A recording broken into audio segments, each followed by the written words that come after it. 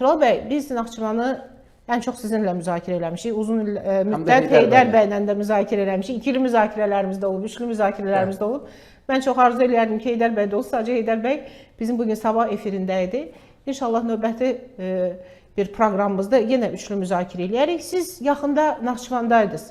Nə gördünüz, nə hiss elədiniz, vətəndaşlar nə deyir, məmurlardan gözləntilər nədən ibarətdir, Naxçıvan yeni ilə hansı problemlər, qayğılar və gözləntilərlə gedir. Təşəkkür edirəm Hacı xanım dəvət üçün. Siz bilirsiniz ki, mən Naxçıvanda doğulmuşam, orada böyümüşəm. Uzun müddət orada yaşamışam 2017-ci ilə qədər. 2017-ci ildən sonra paytaxtda yaşadığım dövrdə Naxçıvana dəfələrlə gedib gəlmişəm. Yəni müqayisə etmək imkanım daha genişdir, onu demək istəyirəm.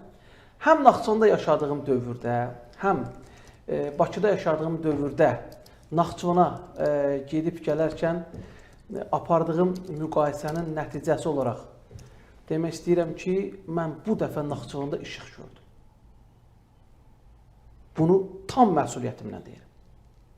Mən ilk dəfə son 8 ildə ki, mən Bakıda yaşadığım dövrdə 200 dəfədən çox bəlkə də Naxçıvana gedib gəlmişəm. Ailənizdən az orada yaşayır. Bilirsiniz də mənim valideynlərim orada yaşayır, doğmalarım orada yaşayır. Ən azı 2-3 aydan bir mən Naxçıvana getmək məcburiyyətinə qalıram. Həm ailə üzvlərini görmək üçün bir xeyir olur, şər olur. Orada bizim yurdumuz məcbur qalıb bəzən. Elə olub ki, ayda 2 dəfə getmişəm. Yəni belə hallarda olub. Mən ilk dəfə Naxçıvan insanının gözündə bir sevinç gördüm. Küçədə yaxınlaşırdılar, söhbət eləyirdik. Onların qəlbində, içində bir inam var. Ümid yoxdur ha. Ümid inama çevrilib. Son 20 gündə, bir ay yaxın vaxt ərzində Naxçıvanda yeni rəhbərliyin atdığı addımlar Naxçıvan insanının ümidini inama çevirib. Əminlik yoxdur. Təbii ki, əmin olmaq üçün zaman lazımdır. O proseslər getməlidir, problemlər öz həllini tapmalıdır. Amma Naxçıvanlılarda bir ümid var. Atılan adımları görürlər, qəbul olunan qərarları görürlər, nə baş verir danışırlar. Yəni, məsələn, Naxçıvanlıların ən ciddi problemi, indi işsizlik, sosial vəziyyət falan bunlar öz yerində, bunları biz bilirik. Bunlar barədə də danışacağıq bu proqram boyunca. Amma onları ən çox narahat edən, biz bu qırmızı masada da danışmışıq, Naxçıvanların mühafizəkarlığına xələl gətirilməsi idi. Oradakı əxlaqsızlıq yuvaları, oradakı kafelər, o ayıb yerlər, o eybəcər insanlar qapandı. Hamısı bağlı. Bəli. Bunu görən Naxçıvanlı yeni rəhbərlikdən çox şey gözləyir. O Naxçıvanlının ilk gözləntisi idi. Yəni ənənələrə qayıdış. Ənənələrə qayıdış. Dəyərlərə qayıdış. Əxlaqa qayıdış. Bir sözlə Naxçıvanın özünə qayıdış. Naxçıvanın özünə qayıdış başlayıb. Artıq Naxçıvanlar inanmağa başlayıblar ki, Naxçıvanda hər şey yaxşı olacaq. Məmurların Naxçıvan insanına qarşı davranışı. Gedirdilər, saatlarla qapıda qalırdılar, günlərlə qapıda qalırdılar. İndi hansısa məmurun hünərinə ki, bir vətəndaşı qəbul eləməsin. Bir vətəndaşın dərdini dinləməsin, onu dərhal rəhbərliyə çatdırmasın. İşlə bağlı müraciət edən bir vətəndaşın 3 gün içində işlə təminat həll olunmaz. İmkanlar daxilində təbii ki. İndi Naxçıvan Muxtar Respublikasında ciddi bir işsizlik problemi var. Biz dəfələrlə bu efirdə demişdik, Fuad Nəzəflinin Naxçıvana rəhbərliyi dövründə 70 mindən çox iş yeri bağlandı. Bəli, özü rəsmi statistikadır. Bunu biz demirik. Bunu Dövlət Statistika Komitəsi rəsmi açıqlayır. Bəli, havadan əziz tamaşaçılarımız, havadan demirik bunu. Bunu Dövlət Statistika Komitəsi 70 mindən çox iş yeri bağlandı. Niyə bağlandı? Biz bunun səbəblərini bu qırmızı masada dəfələrlə izah etmişik. Merkantil maraqlar, şəxsi maraqlar, iş adamlarının incidilməsi, küstürülməsi, Naxçıvandan uzaqlaşdırılması, Naxçıvana gedən iş adamlarından nələrinsə umulması, ummaqdan daha yuxarı səviyyədə idi. Ummaq başqa şeydir. Bir nəsə bir istəyin olar, bir hansısa bir marağın olar. Bunlar konkret tələblər irəli sürürdülər ki, məsələn, Naxçıvanda gəlib işləyəsən, bizə nə verəsən? Bizim payımız nə qədər olacaq? Elə iş adamları var ki, siz bilirsiniz Acun xanım.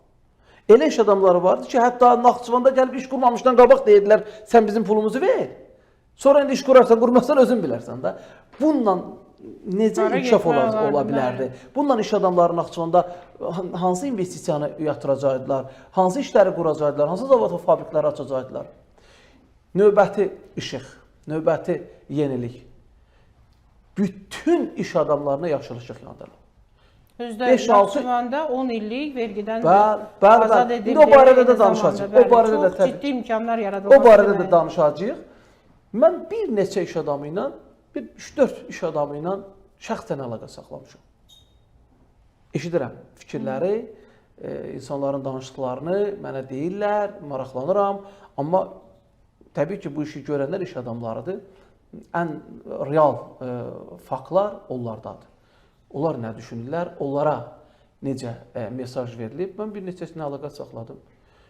Dedilər ki, yeni rəhbərlik ciddi bir mesaj göndərib.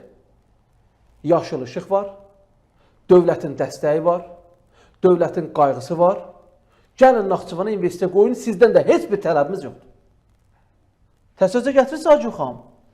Fuad Nəzəfin dövründə bu mümkün idimi? Qətiyyən. Qətiyyən mümkün deyildi. Bir iş adamından bir stəkan su tələbi belə yoxdur. Bir stəkan su xahişi belə yoxdur. Yeni rəhbərlik deyir ki, iş adamı ilə bizim nə işimiz? İş adamı gəlsin, iş yeri Görsün, açsın, işini görsün. vergisini versin. Əgər problemi varsa bizə müraciət etsin. Bəli, vətəndaşı da. Əgər problemi varsa bizə müraciət etsin. Yəni əslində hökumətin işi nədir? Bu cür olmalıdır. Hökumətin işi odur ki, iş adamına şərait yaratsın ki, o işləyə bilsin. İş adamının, yəni işi, iş yeri açmaqdır. Hökumətin vəzifəsi ona iş şəraiti yaratmaqdır. Bizdə hökumət həm iş adamıdır, həm də vəzifə məmurdur. Yəni bu bölgünü düzgün qoyanda, necə deyirlər, hər kəs öz işi ilə məşğul olanda bir etimad mühiti yaradır və inam da onda formalaşır. İndi iş adamlarında bir həmin dediyiniz o etimad mühiti yaranıb, inam yaranıb, ümid yaranıb və iş adamları Naxçıvana investisiya qoymaq istəyirlər. Məndə olan məlumata görə yaxın 3 ayda Naxçıvanda təqribən 5000, yaxın 6 ayda Naxçıvanda 10 mindən çox, 2026-cı ilin sonuna qədər Naxçıvanda 50 mindən yaxın iş yeri yaradılacaq. 50 minə yox. Bəli. Ciddi bir rəqəmdir. Belə baxanda ki, Fuad yəni Nəcəflinin bağlanan iş yerlərinin açılmasına söhbət gedir. Bəli, bağlanan iş yerlərin açılmasına söhbət gedir. Əgər deyilənlər doğrudursa ki, faktlar dəqiqdir, mən dəqiq bilmədiyim faktları səsləndirmərəm, siz bilirsiniz. Proseslər gözlənildiyi kimi gedəcəksə, sabotajlar olmayacaqsa, maneələr olmayacaqsa, 2026-cı ilin sonuna qədər Fuad Nəzəfinin 3 ildə bağladığı iş yerlərini bir ildə yeni rəhbərlik aşmaq fikrindədir. Əsasən hansı sektorlardır? Xüsusilə kənd təsərrüfatı və sənaye. Sənaye sektorunda ciddi uğurların olacağı gözlənilir.